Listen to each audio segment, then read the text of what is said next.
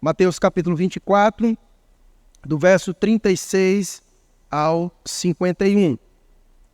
Diz assim a palavra de Deus: Mas a respeito daquele dia e hora, ninguém sabe, nem os anjos dos céus, nem o Filho, senão o Pai.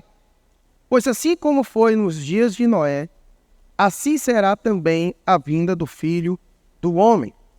Pois assim como nos dias anteriores ao dilúvio, comiam e bebiam, casavam e davam-se em casamento, até o dia em que Noé entrou na arca, e não perceberam, até que veio o dilúvio, e os levou a todos.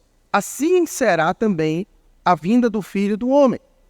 Então 2 estarão no campo, um será levado e o outro será deixado. 2 mulheres estarão trabalhando no moinho, uma será levada e a outra será deixada. Portanto, vigiem, porque vocês não sabem em que dia virá o Senhor de vocês.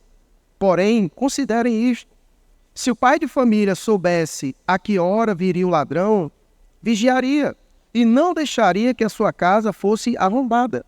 Por isso, estejam também vocês preparados, porque o Filho do Homem virá a hora em que vocês menos esperam.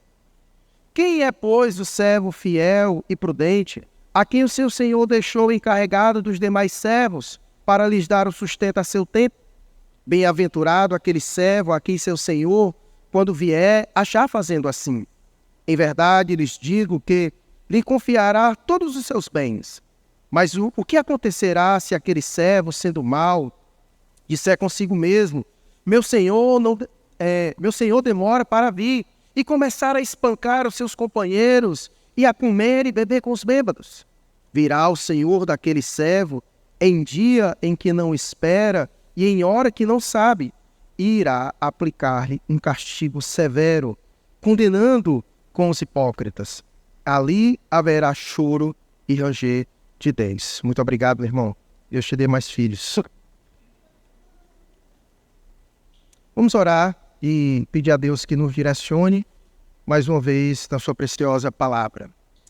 Querido Deus, nós te agradecemos pelo rico privilégio que nós temos de sair de nossas casas e vir a cultuar não um Deus morto, mas um Deus que ressuscitou ao terceiro dia, que vivo está e que em tempo oportuno há de rasgar os céus e descer mais uma vez, de maneira que todo olho verá, toda língua o confessará e todo joelho se dobrará diante do Senhor. É diante de ti, ó Deus, que nós estamos, diante do Senhor dos senhores, do Rei dos reis, daquele que criou todo o universo, como foi cantado aqui, inclusive cada um de nós.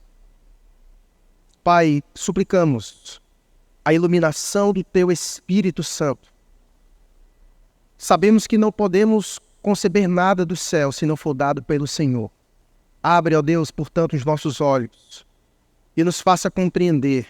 Destapa, ó Deus, os nossos ouvidos, para que realmente possamos ouvir aquilo que o Senhor tem a dizer a cada um de nós, de modo específico, particular, mas também coletivo. Nos abençoa, Deus. Nos guia pela tua palavra, pois acreditamos que é por meio dela que o Senhor governa as nossas vidas. Oramos assim a Deus, no nome de Cristo Jesus. Amém.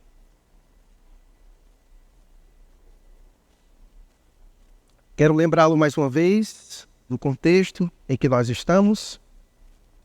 Jesus está em seus últimos momentos da sua vida. Aqui, Jesus está vivendo seus últimos dias enquanto ele esteve aqui na terra. Jesus viveu 33 anos, como os irmãos sabem, mas começou o seu ministério aos 30 anos. Foi um curto ministério, 3 anos. Mas Jesus percorreu por muitos lugares, ensinando o Evangelho, pregando o Evangelho, anunciando o ano aceitável do Senhor, convocando pecadores ao arrependimento e realizando muitos milagres diante de todos aqueles que o viam. E Jesus reservou a sua última semana para vivê-la na cidade de Jerusalém. A cidade de Jerusalém é chamada por muitos o lugar que conecta o céu e a terra. Porque foi ali que Deus colocara o templo, o lugar da habitação de Deus, um lugar de forma muito especial. E Jesus então dedica os seus últimos momentos ali em Jerusalém, e ele, quando entra em Jerusalém, ele gasta um tempo em torno do templo, debatendo com os líderes religiosos. E após isso, Jesus segue para o Monte das Oliveiras, e lá é exatamente esse discurso. Lá, os seus discípulos lhe fazem uma pergunta, que é o versículo 3, que é o versículo-chave de todo o capítulo 24 e 25. Coloca para nós aí mais uma vez o versículo 3. Jesus estava sentado no Monte das Oliveiras, quando os discípulos se aproximaram dele, e em particular lhe pediram: diga-nos quando essas coisas vão acontecer e que sinal haverá da sua vinda e do fim dos tempos. Essa era a pergunta. Os discípulos queriam saber quando essas coisas vão acontecer, qual é o sinal que vai acompanhar a vinda de Jesus e o final dos tempos. E então Jesus começa a ensinar seus discípulos acerca dessas coisas. E Jesus fala de alguns sinais que irão anteceder a sua vinda. E um deles que nós vimos aqui na exposição já nesses domingos é a presença, a manifestação do abominável da desolação, da qual Jesus usa o profeta Daniel, que é o anticristo. Jesus então disse que antes dele vir, é preciso que surja essa figura do abominável da desolação, que é chamado de um anticristo, apresentado pelo apóstolo Paulo na sua segunda carta a Tessalonicenses. Esse é a figura que precisa surgir primeiro, antes da sua vinda. E então Jesus chama os seus discípulos a estarem observando. Ele usa o exemplo das estações, das árvores. Olha, observe, esses são sinais para que vocês possam observar da minha vinda. E ele diz que então, quando essas coisas acontecerem, é porque está perto. Mas nós vimos que esse tempo da presença e do surgimento do anticristo vai ser um tempo muito difícil aqui sobre a terra. Da qual Jesus nos falou aqui nesse capítulo 24, que nunca houve um tempo tão difícil e nem nunca haverá outro igual como este. O período do surgimento do anticristo é chamado nas Escrituras como o período da grande tribulação. É grande tribulação porque nós passamos por tribulações, mas nesse período será a grande tribulação. A grande de maneira que se destaca, não houve igual e nem nunca haverá igual. Portanto, sem querer ser pessimista, mas sendo bíblico, é aquilo que eu disse. Na verdade, nós caminhamos para um momento muito difícil ainda. Se passamos por situações adversas ao longo da história da humanidade, e passamos guerras e situações muito complicadas a humanidade enfrentou, mas ainda está por vir algo muito difícil. De maneira que Jesus disse que se não fosse por amor aos eleitos de Deus, se Deus não tivesse abreviado aqueles dias, ninguém suportaria. Tamanha dificuldade esse tempo é marcado. E esse tempo também é marcado por uma dura perseguição ao povo de Deus. Esse anticristo, a figura do abominável da desolação, é alguém que há de perseguir o povo de Deus. E conforme diz as Escrituras, em especial Zacarias, o profeta, ele diz que ele há de exterminar 1/3 da população judaica. Se o holocausto foi muita coisa, os judeus ainda passarão por situações ainda muito difíceis. O anticristo há de perseguir. E exatamente quando ele estiver numa batalha tirânica, cruel, onde o texto vai dizer que os abutres estarão sobrevoando as carnes no chão, de tamanha crueldade, de tamanha morte, de batalhas. Inclusive essa batalha, talvez você já tenha ouvido falar sobre o nome dela, é a Armagedon, a batalha de Armagedon. É exatamente quando está acontecendo essa batalha, o anticristo e seu exército apertando o povo de Deus. É quando então o céu se rasga. O sol já não resplandece mais, a lua também não mais, as estrelas também não mais. Os céus serão abalados e Cristo mais uma vez surge na história da humanidade. Não mais como alguém simples, não mais com alguém que veio de forma humilde, nasceu numa manjedoura em Belém, como um cordeirinho, alguém que não tinha onde declinar a cabeça, não. Mas rasga o céu, montado em seu cavalo, como Senhor dos senhores, Rei dos reis, acompanhado pelos seus anjos. E nós vimos no sermão passado que uma das primeiras coisas que ele há de fazer é enviar os seus anjos para recolher aqueles que são seus. Então, tudo isso nós já vimos aqui na exposição desse capítulo 24 de Mateus. Se você perdeu e ficou curioso para saber como foi essa exposição, vai lá no canal do YouTube da nossa igreja e essas mensagens estão exatamente lá para você ouvir. Mas o contexto agora, o que Jesus quer nos dizer do verso 36 a 51? Jesus agora quer nos chamar a atenção para a verdade deste fato. O sermão passado encerrou no versículo 35, Jesus assegurando essas coisas que ele disse que iria acontecer. Olha o que diz o versículo 35, que é o último versículo. Ele disse: passará o céu e a terra, porém as minhas palavras não passarão. O que ele quis dizer com isso? Ele, falou que viria o anticristo, falou que viria, e ele então encerra dizendo: o que eu estou dizendo, pode confiar. Por quê? Porque hão de passar os céus e a terra, mas as minhas palavras não passarão. Ou seja, isso que eu estou dizendo, de fato, irá se cumprir. Então, essa questão da volta de Jesus Cristo não é um talvez. Não é talvez que possa acontecer. Mas vai acontecer. Porque Jesus disse que não vai passar os céus e a terra sem que isso aconteça.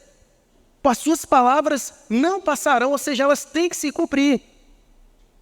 E como nós bem sabemos, Deus não pode mentir. Ele precisa ser preciso em suas palavras. Então, ele quis encerrar os seus discípulos dizendo: pode confiar no que eu estou dizendo, porque tudo que eu disse, de fato, irá acontecer. Então, se isso vai acontecer, e enquanto isso acontece, o que a gente faz? É isso agora que Jesus quer propor. O que a gente faz? Então, do verso 36 a 51, talvez na sua Bíblia possa ter aquela perícopezinha, aquele nome em negrito. Como é que está aí acima do verso 36 da sua Bíblia? Qual é o nome que tem aí? Exortação à vigilância. O que ele está querendo dizer? Olha, isso é um fato. Isso vai acontecer. Então, se isso vai acontecer, você tem que estar o quê? Atento, vigilante. Você tem que estar observando, porque isso vai acontecer. Então você não pode ficar simplesmente despreocupado. Você não pode viver uma vida sem estar atento a essas coisas que hão de acontecer. Então, se é verdade que isso vai acontecer, então nós precisamos estar vigilantes. É quando acontece aqui na cidade, dá aquela notificação à CAGES, né? Que vai faltar água em tais dias, avisa o que você tem que fazer. Você tem que estar vigilante. E como é que você atua nessa vigilância? Você enche logo os baldes d'água. Você evita de lavar roupa, né? De ter gastos excessivos. Você está vigilante. Mas se você for pego de surpresa, você corre o risco de ficar o quê? Sem água. Então, a proposta de Jesus aqui é exatamente isso. Eu acabei de dizer, é verdade. Creia nisso. É verdade que isso vai acontecer. Então, se isso é verdade, o que eu devo fazer?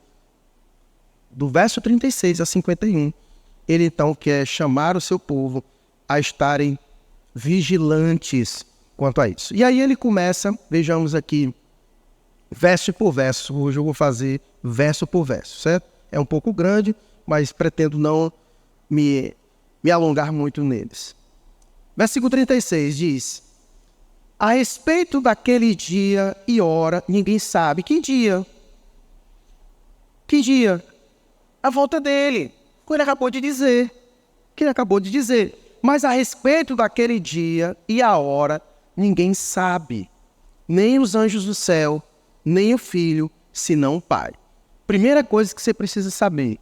não adianta você querer ficar adivinhando. Aqui não é jogo do bicho e nem na Mega Sena. Não adianta ficar chutando, apostando em datas. O texto é muito claro, mas a respeito daquele dia e hora, ninguém sabe. Ponto. Não precisa ninguém ficar tentando adivinhar. E ao longo da história, pessoas tentaram adivinhar e se deram muito mal. Comunidades inteiras acreditaram em pessoas que disseram que Jesus viria em tal dia. E o que foi que elas fizeram? Venderam tudo o que tinha, acreditando que Jesus viria. E quando Jesus não veio, como que elas ficaram? Sem nada e foram enganadas. Por isso que esse sermão do capítulo 24, Jesus começa dizendo, cuidado. Cuidado para que ninguém engane vocês. E uma das maneiras de enganar as pessoas é exatamente isso. Traçando dias, horas que vai acontecer, tá bom? Então, primeira coisa que você precisa saber, esse dia ninguém sabe. Ninguém sabe. Sabemos que vai acontecer, porque ele acabou de dizer e assegurou isso. Esse dia vai acontecer, onde passar os céus e a terra, mas as minhas palavras não onde passar. É certo que aconteça, mas ninguém sabe quando vai acontecer. Então, se ninguém sabe quando vai acontecer, é aí que a gente tem que ficar vigilante.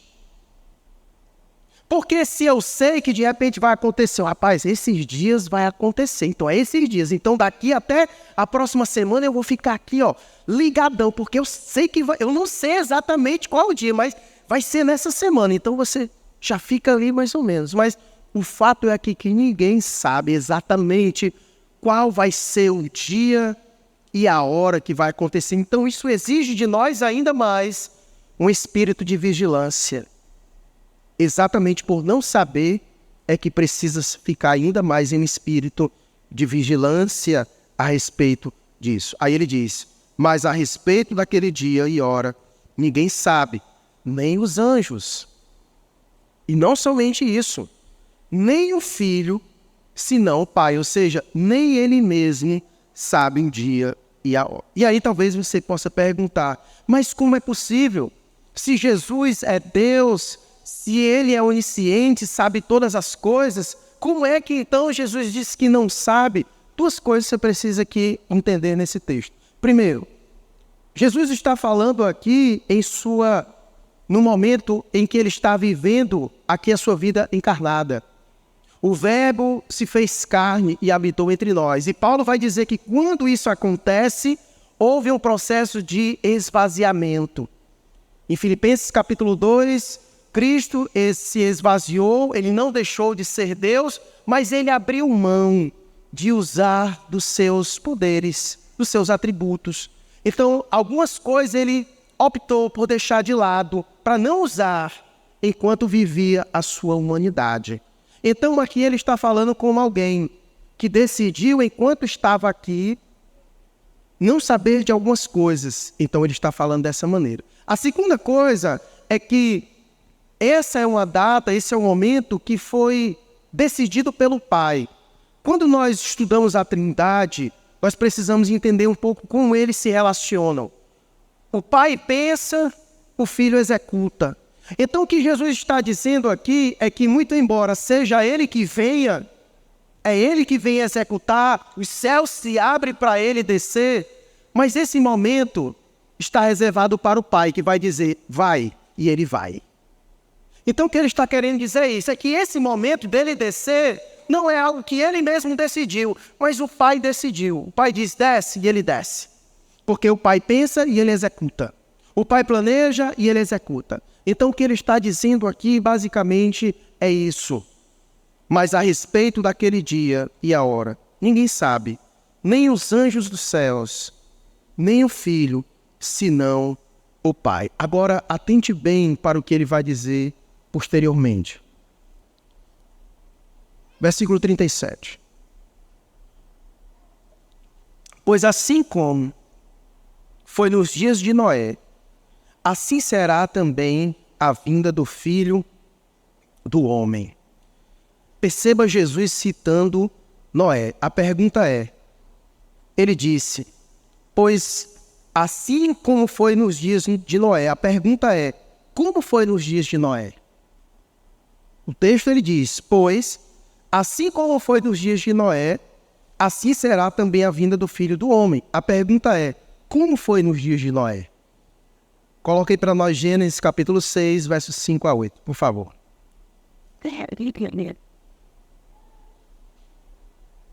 Como foi nos dias de Noé?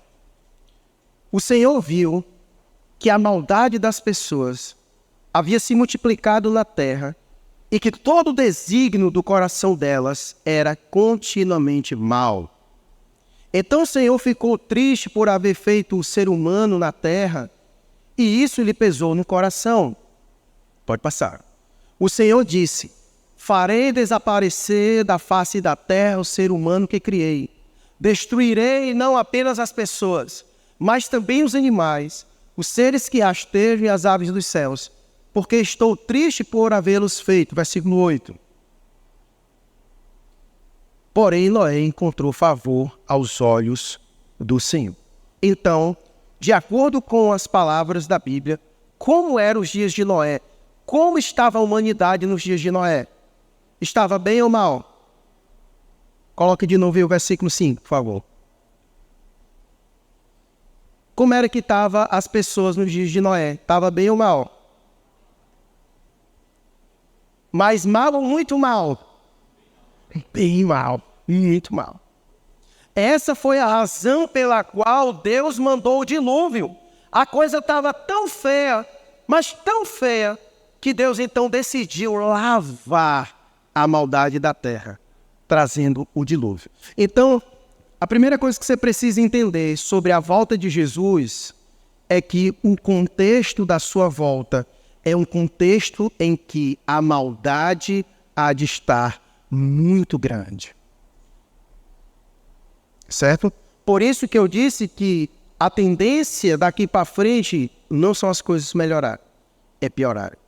O amor há de esfriar e a maldade crescer. Certo? É esse cenário que nós temos. É esse o quadro que nós temos. Então a volta de Jesus está associada a esse cenário ruim. Primeiro, a presença do anticristo, que é o ápice da maldade de todo o seu governo na terra. Mas Jesus diz que assim como nos dias de Noé, assim será também a vinda do Filho do Homem. Muita maldade. E aqui, um ponto apologético. Para quem não acredita na história de Noé e para quem não acredita que Deus varreu este mundo com as águas. Se isso não é verdade, então Jesus é um mentiroso. Porque quem está dizendo aqui é Jesus. Quem está dizendo é Jesus. Aqui é Ele quem está falando, as palavras dEle. Ele está fazendo uma associação, assim como Ele está fazendo uma comparação. Ele está usando um fato para apontar para outro fato. E o fato que Ele usa comparativo é o dilúvio, é o momento de Noé. Então, se isso não é verdade, então Jesus está mentindo de pegar um fato que não aconteceu. Então, se o dilúvio não aconteceu, então sua vinda também é falsa. Mas se de fato aconteceu o dilúvio, então a sua volta também é inerente. Então, ele usa fatos comparativos. Então, ele diz, pois assim como foi nos dias de Noé, assim será também a vinda do Filho do Homem. Mas ele continua. Além de toda a maldade que era o contexto daquele momento da humanidade, no momento da história de Noé, que Deus decidiu lavar a terra porque a maldade era muito grande. Outras características Jesus apresenta daquele período. Vejamos. Versículo 38. Ele diz, pois assim como nos dias anteriores ao dilúvio, comiam e bebiam, casavam e davam-se em casamento, até o dia em que Noé entrou na arca. E não perceberam, até que veio o dilúvio e os levou a todos, assim será também a vinda do Filho do Homem. Então perceba esses dois versos que ele diz. Outra característica que ele usa ali daquele período de Noé. Pois, assim como naqueles dias anteriores, como era que as pessoas viviam? Comiam, bebiam, casavam e davam-se em casamento até o dia em que Noé entrou na arca. E não o perceberam, até que veio o dilúvio e o levou a todos. Assim será também a vinda do Filho do Homem. Então, qual é aqui, o que ele está querendo dizer? Ele está querendo dizer que assim como as pessoas viviam naquele período e foram pegas de surpresa, assim também vai ser na sua vinda. O problema aqui não é de comer, de beber, de se casar, de se dar em casamento. Não é essa a questão. Qual é a questão que Jesus está apresentando aqui? O que Jesus está querendo apresentar é que as pessoas estavam tão envolvidas nessas coisas, elas estavam tão envolvidas na própria vida comum, de comer, de beber, de se casar, de construir a sua vida, de viver a sua vida, que elas não atentaram para aquilo que estava para acontecer, que era o dilúvio, porque eles foram avisados daquilo que estava para acontecer. Noé passou quanto tempo avisando aquele povo que viria o dilúvio? 120 anos. Então Noé passou 120 anos avisando, gente, vai vir água, gente, vai vir água, se arrependam. Mas aquele povo não perceberam, ou seja, não escutaram. E por que não escutaram? Porque eles estavam entretidos demais na sua própria vida. Comendo, bebendo, dando-se em casamento, vivendo a sua própria vida comum. Então, o problema não é viver a vida comum. O problema é quando você vive a vida comum e se cega às coisas que Deus está mostrando para você. O problema de viver a vida comum é quando nós nos trancafiamos nela e não percebemos o restante das coisas. É quando nós focamos por demais na vida comum do dia a dia e não nos atentamos para aquilo que Deus tem falado a nós. Inclusive, essa é a própria resposta que a maioria das pessoas dão. Eu não tenho tempo para esse negócio de Deus de igreja não, porque meu negócio é trabalhar. Ele sempre coloca suas objeções. Ele está sempre ocupado demais com a sua própria vida. Então, o ponto é esse. Noé passou 120 anos avisando, mas as pessoas não perceberam quando ele entrou. Por que não perceberam? Porque elas estavam entretidas demais, vivendo a sua própria vida.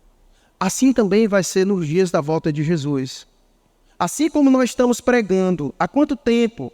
Há quanto tempo se prega o Evangelho? Há quanto tempo se fala de Jesus? Há quanto tempo se fala sobre a morte? Há quanto tempo se fala sobre a vida, sobre o sacrifício de Jesus? Mas as pessoas seguem vivendo a sua vida.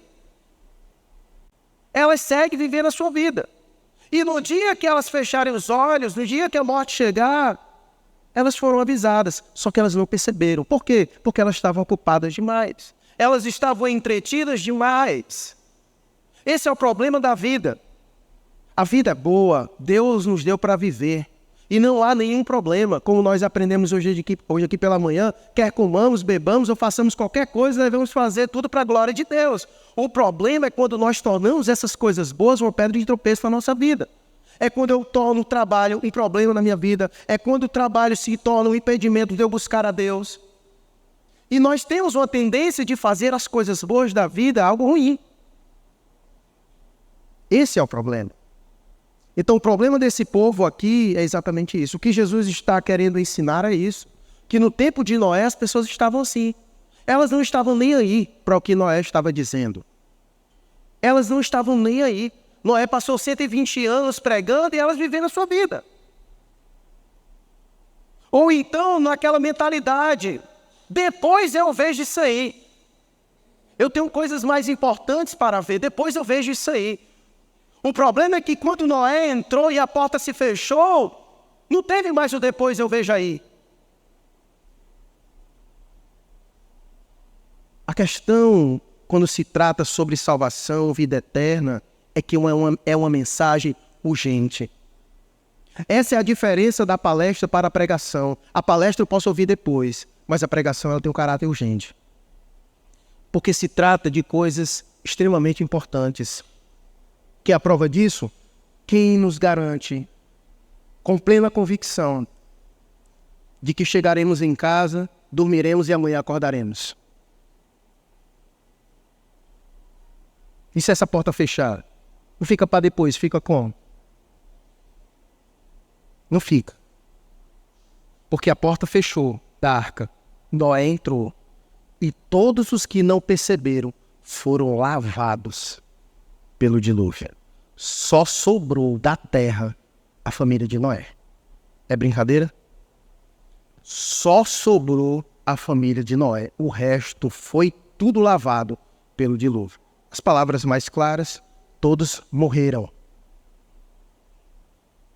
Porque estavam ocupados demais, entretidos demais na sua própria vida.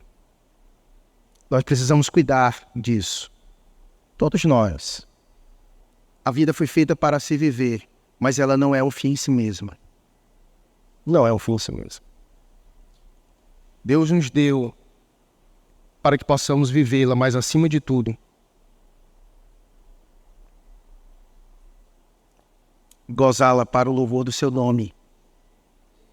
Então nós precisamos ver como nós estamos vivendo esta vida. Se não estamos ocupados demais com coisas que não deveríamos e se temos deixado de ouvir aquilo que deveríamos ouvir. Deus está falando conosco. Deus está nos alertando. Deus está nos chamando. Mas muitas vezes nós estamos ocupados demais. Comendo, bebendo, dando-se em casamento, construindo nossa vida, trabalhando demais nos nossos sonhos, nas nossas conquistas. E a vida seguindo. E a vida seguindo. Então, Jesus quis dizer que nos dias da sua vinda vai ser exatamente assim. É esse o cenário. Primeiro, a maldade crescendo, como nos dias de Noé, e as pessoas vivendo a sua vida como se nunca fosse prestar contas a Deus delas. Até que um dia chega, e nesse dia, como nós vimos no sermão passado, quando Jesus voltar, como nós vimos, a primeira coisa que há de despertar nas pessoas é que todos os povos da terra se lamentarão. Lembra?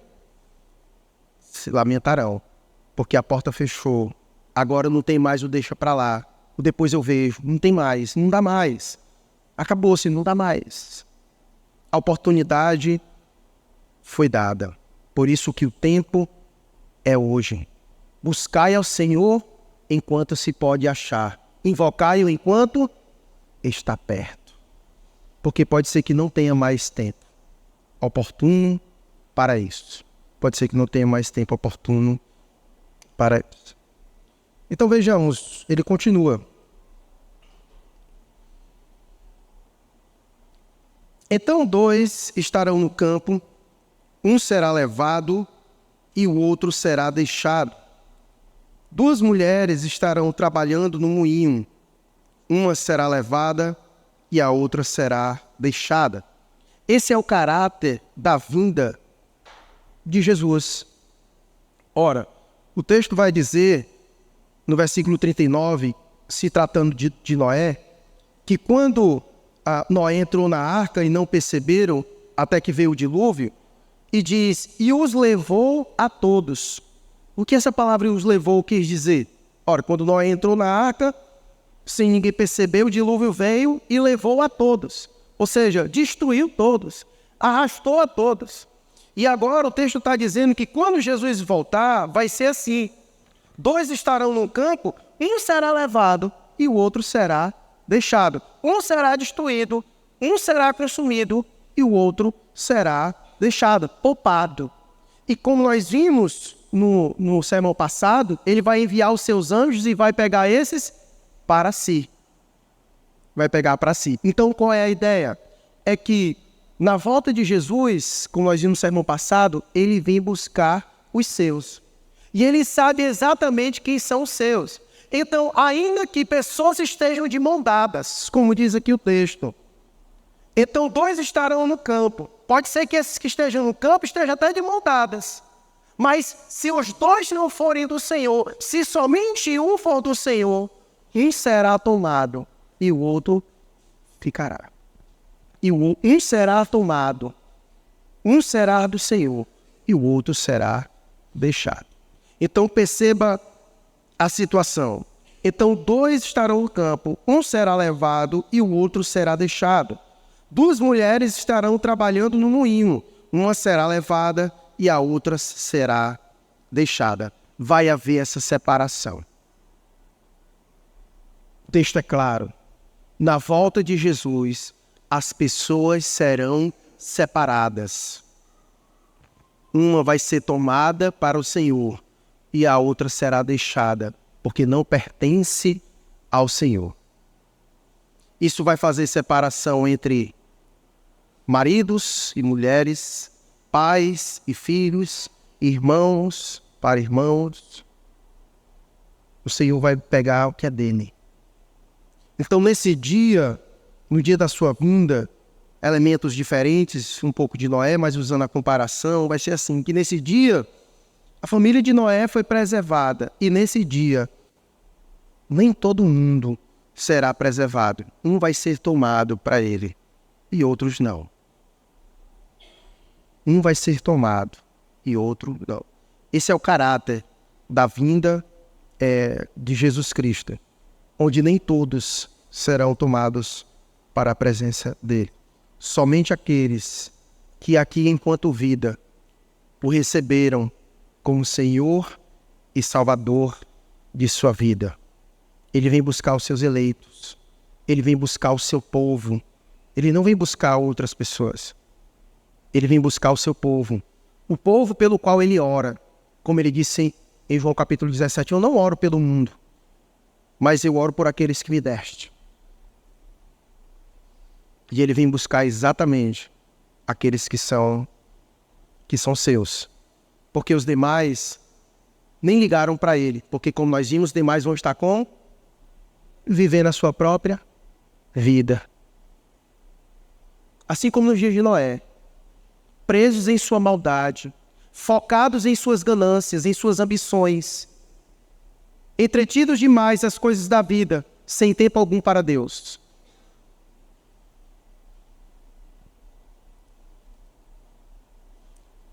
Então 2 estarão no campo, um será levado e o outro será deixado. 2 mulheres estarão trabalhando no moinho, uma será levada e a outra será deixada. Diante disso, olha a conclusão, verso 42. Portanto, a conclusão, o que você deve fazer então diante disso? Vigia, vigia vaso. Vigia varão. Vigia varoa. Portanto, é essa aplicação lógica. Portanto, vigia. Cuida. Essa é a aplicação lógica. Portanto, vigiem. Porque vocês não sabem em que dia virá o Senhor de vocês.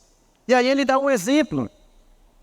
Ele diz, porém, considerem isto, verso 43.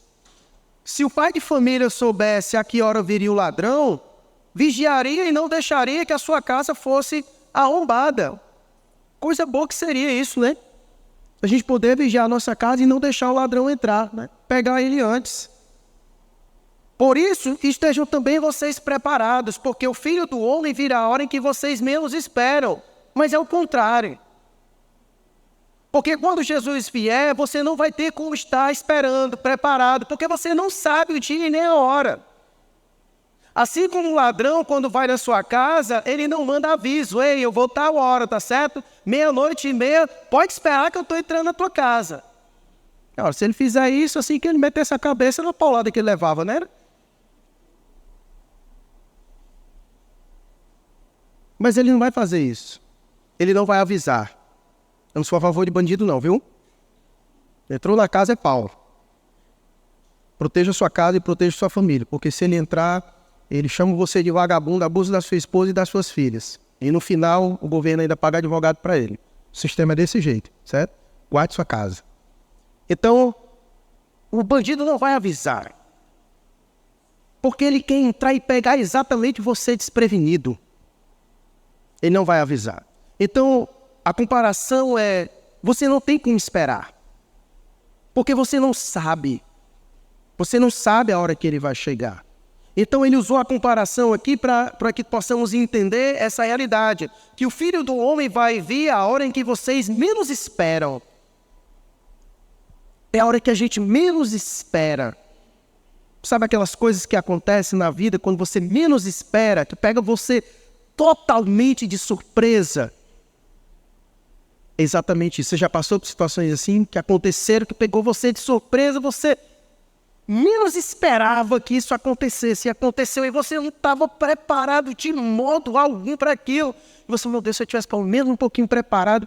Não, é exatamente isso. Porque a vinda do Filho do Homem se dá exatamente em uma situação em que você menos espera. Em que você menos espera, a coisa acontece. Assim também com a morte. Às vezes ela manda até um alertazinho. Mas tem momentos em que não manda alerta nada. Ela chega chegando. Tem pessoas que ainda têm o privilégio de ir para o hospital, ainda refletir suas últimas horas. O médico diz, olha, esse daí não vai passar, e ele começa a refletir ali, ainda dá um tempo para ele refletir sobre a vida. Mas de repente você está vindo para casa de Fortaleza, ali ouvindo som, esperando chegar em casa, e de repente um carro desgovernado passa e bate em você, do nada você não deu nem tempo a ver. Ou então você está andando na rua e simplesmente um ataque fulminante. Estava tudo bem, você não sentiu nada ao longo do dia, mas de repente aconteceu. A vida é uma caixinha de surpresa, para nós, não para Deus. Por isso que tem coisas que a gente não pode esperar e deixar para depois. Porque tem coisas que acontecem quando a gente menos espera. Porque tem coisas seríssimas que acontecem quando a gente menos espera. E por isso que a gente precisa estar preparado para quando elas acontecerem. E o que Jesus está querendo chamar a atenção é exatamente a isso. E ele encerra do verso 45 a 51, com a parábola do servo fiel e do servo mau, dizendo a seguinte coisa: quem é, pois, o servo fiel e prudente, a quem o Senhor deixou encarregado dos demais servos para lhes dar o sustento a seu tempo? Quem é? Somos nós. Jesus usou aqui mais uma vez uma ilustração, uma parábola para a gente entender que nós somos um servo privilegiado. Jesus usa a comparação de dizer que nós somos um tipo de servo que Jesus nos chama com um Senhor que chamou e disse, olha, tu vai agora ficar encarregado desses demais servos. Tu cuida deles, dá comida para eles, trata eles bem. Enquanto eu estou ausente, tu é o administrador. As coisas que eu tenho, eu coloco em tuas mãos para tu administrar. Cuida bem. E ele sai sem dizer quando vai voltar. Ele não diz quando vai voltar. O Senhor simplesmente sai e entrega as suas propriedades. Eu entrego em suas mãos a minha propriedade e os meus bens, para você cuidar, administrar. E ele não diz quando ele vai voltar. E aí, o que esse Senhor espera? O que o Senhor espera desse servo? Que ele cuide bem das coisas que ele entregou nas mãos dele. Por isso que o verso 46 ele diz: bem-aventurado aquele servo a quem seu Senhor, quando vier, achar fazê-lo assim. Assim o quê? Cuidando bem das suas coisas, administrando bem, cuidando dos demais servos da sua propriedade, colocando as coisas em ordem, tudo como deve ser. Então, feliz é esse servo. Por que ele é feliz? Verso 47. Em verdade lhes digo que lhe confiará todos os seus bens. Ele vai ser recompensado ainda mais pelo seu senhor, que veio e viu que ele estava administrando bem as suas coisas, e ele agora lhe confia todos os seus bens. Ele foi presenteado, recompensado pela sua boa postura diante do seu senhor. Mas ele prossegue dizendo: mas o que acontecerá se aquele servo, sendo mau, e disser consigo mesmo: meu senhor demora para vir, e começar a espancar os seus companheiros, e a comer e beber com os bêbados? Ou seja, aquele servo disse: rapaz, o homem não me disse quando ia vir, ele não disse o dia, nem disse a hora, ele está demorando, ele vai vir mais de jeito nenhum, eu vou fazer do jeito que eu quiser. E aí ele chuta o pau da barraca. E aí ele trata mal os servos, ele administra mal as coisas que o Senhor entregou nas mãos dele, porque na mente dele ele não vem mais não. Ele não vem mais não. Isso não vai acontecer. O texto diz que quando chegar o Senhor, olhe como vai ser o trato agora dele. Versículo 50. Virá o Senhor daquele servo em dia em que não espera, e em hora que não sabe, e irá aplicar-lhe um castigo severo, condenando com os hipócritas, e ali haverá choro e ranger de dentes. Ele usou essa parábola para ilustrar mais uma vez o tipo de vigilância que nós devemos ter. Enquanto nós esperamos a volta de Jesus, Ele espera que a gente viva esta vida de um modo piedoso, que agrada a Ele. De maneira que quando Ele voltar e ver a gente metida em uma vida dissoluta, isso há de desagradar o Senhor, porque Ele foi e confiou a nós de que nós teríamos prudência e de que viveria à espera dEle. Porque se nós estamos esperando o Senhor, então nós devemos ter um tipo de postura que o aguarda. Porque quando você sabe, por exemplo, você sabe que alguém vai ao seu encontro, e dependendo do tipo de pessoa, você tem um preparo especial. Tem ou não tem? Se, por exemplo, você começou a namorar a menina e vai se encontrar com os pais dela, você vai de qualquer jeito? Você não vai. Quando você tem algum compromisso e sabe que vai lidar com algum tipo de autoridade, você não vai de qualquer jeito, porque você sabe com quem você vai se encontrar.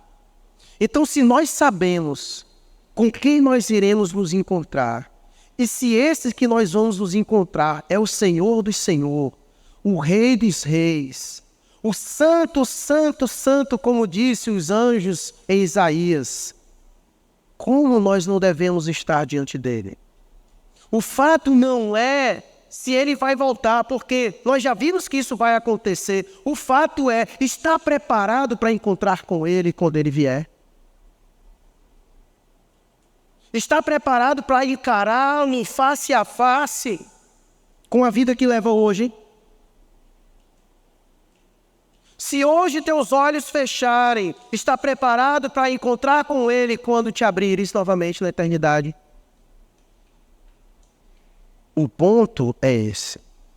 A questão é essa. A reflexão que Jesus quer fazer, o estado que devemos estar de vigilância é esse. Para não fazer de forma banal. Jesus vai voltar. Me mostra na tua vida que tu crê nisso. Porque se tu crê que Jesus vai voltar, como é que tu está vivendo desse jeito?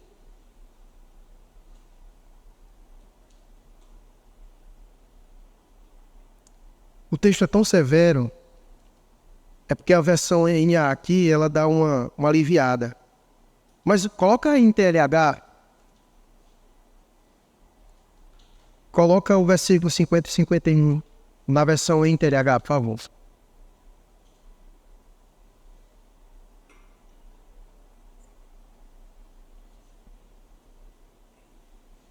E o patrão voltará no dia em que o empregado menos espera, e na hora que ele não sabe. Aí o patrão mandará cortar o empregado em pedaços e o condenará a ir para o lugar aonde os hipócritas estão. Ali ele vai chorar e ranger os dentes de desespero. É mais uma vez aquele lembrete da volta dele, de que muitos hão de se lamentar nesse dia. Assim como muitos lamentaram quando a porta da arca foi fechada, mas não tinha mais jeito. Assim também muitos lamentarão. E nesse dia, muitos chorarão.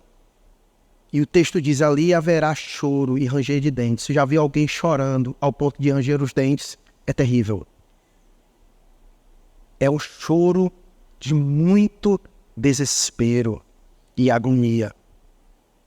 É um choro profundo. Alguém que chora ao ponto de ranger os dentes. Tamanha é a dor, tamanho é o lamento, tamanho é o desespero. Tamanho é o desespero. Eu sei que as palavras podem ser duras de Jesus. Mas a intenção de Jesus com essas palavras duras e reais, porque exatamente nesse momento, existem milhares e milhares de pessoas que partiram e hoje estão diante de uma dura realidade. Porque a Bíblia diz que compete ao homem morrer e de imediato segue-se o juízo. Ou está na presença de Deus, ou está no castigo eterno. Neste exato momento em que nós estamos aqui, e que milhares de crentes estão na presença de Deus, gozando na presença do seu Senhor, há uma realidade também de que milhares de pessoas estão em um lugar muito ruim, chorando, e choro de ranger de dentes. E quando Jesus fala essas coisas, a intenção dele é que a gente atente bem para a realidade dessas coisas e para que a gente reflita sobre as decisões que nós fazemos nessa vida, sobre como vivemos nessa vida, sobre a certeza que temos de ser de Jesus ou não ser de Jesus. O ponto da reflexão aqui para a nossa conclusão é fazer você refletir sobre isso. Acredito que a volta de Jesus ainda demore um pouco mais, pelas algumas coisas que ainda tem para acontecer, como nós vimos. Como, por exemplo, o surgimento do anticristo. Tempos muito sombrios ainda a terra está para passar. E eu não quero estar aqui para viver isso.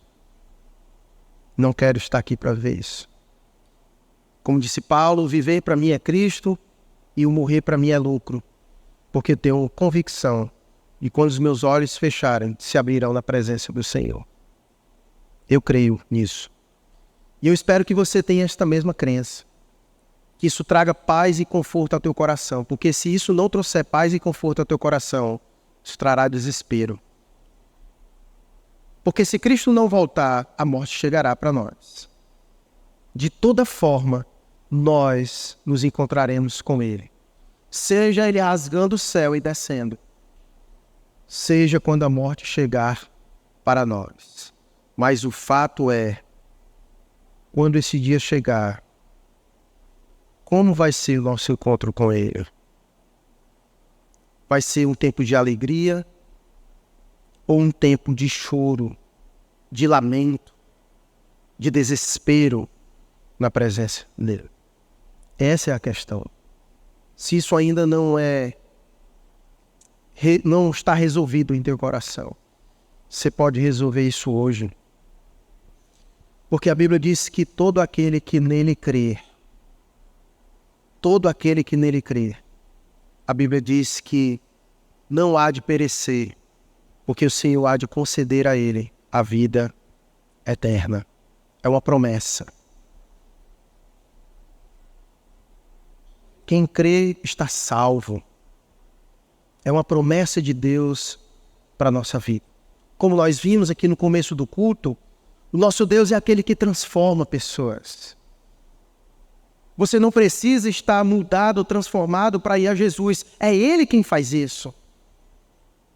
Você só vai experimentar a verdadeira mudança quando Cristo transformar você. Não é o contrário. Porque nós mesmos não temos condições de mudar a nós mesmos. Nós podemos tomar um banho, ficar limpinho, trocar de roupa, mas o coração só Deus pode mudar. Só Ele pode realizar em nós uma nova natureza. E você pode sair daqui hoje com essa convicção de que as coisas velhas ficaram para trás. E eis que tudo se faz novo. E esse novo tem uma consequência. De que quando esses momentos chegarem, ainda que de surpresa, ainda de que a gente não espere, mas a gente sabe o que vai acontecer conosco quando esse momento chegar. Porque a Bíblia dá certeza quanto a isso. A Bíblia dá tanta certeza que Paulo disse: o viver para mim é Cristo, mas o morrer é lucro, porque ele tinha certeza absoluta de que se seus olhos fechassem, ele estaria na presença do Senhor. E você pode, hoje mesmo, ter esta convicção. Basta você crer em Jesus e entregar sua vida a Ele, porque o mais Ele fará.